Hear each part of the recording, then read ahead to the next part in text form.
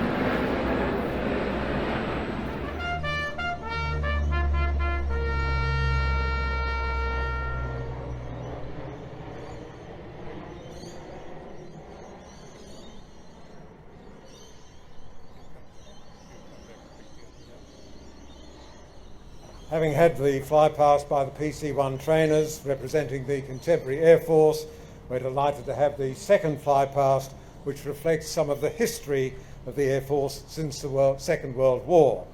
That was the P-3 Orion, the only one of its kind to be approved by the United States government to be operated by volunteers. Yeah, Phil, that was a big day today for HARS. 5 airframes flying up there to celebrate 100 years of the RAAF.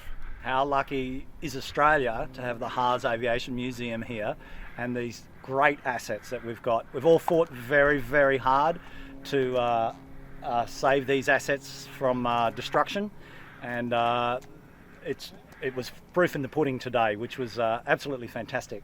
We're standing here beside the mighty P-3 Orion, VHORI, X-753, Royal Australian Air Force.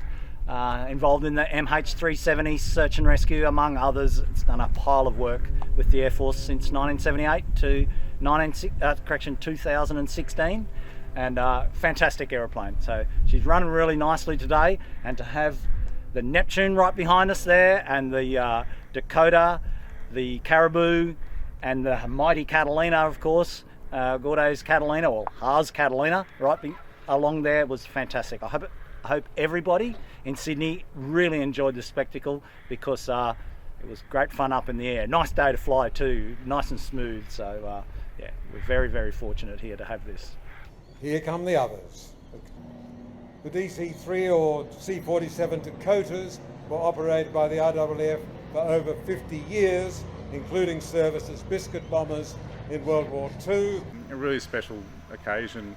The RAAF Centenary flypast over Hyde Park, and 5 HARS aircraft participating. I had the pleasure of flying the Caribou today, which is the first operational aircraft I flew in the Air Force back in the early 80s.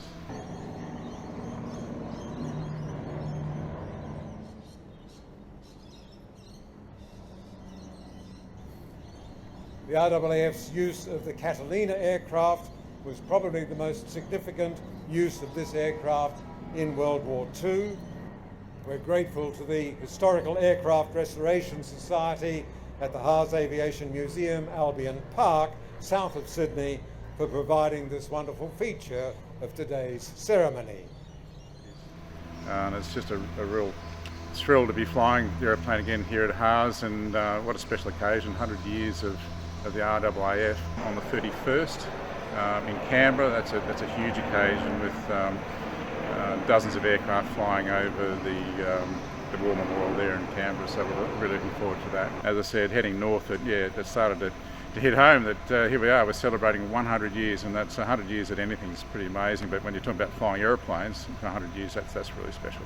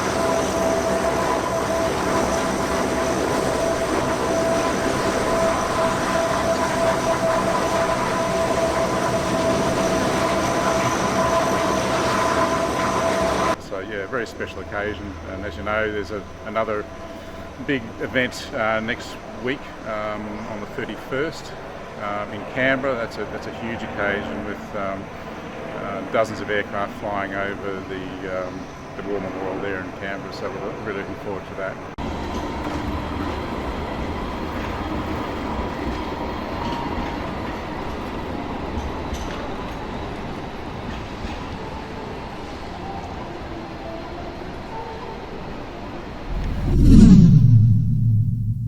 Open tarmac days are a regular feature at HARS. From the only Lockheed Super Constellation flying today to the first Qantas Boeing 747-400, HARS Museum is located less than 100 kilometres from Sydney at Albion Park, gateway to South Coast, New South Wales. If you enjoyed this video, please like, share, subscribe and leave your comments below.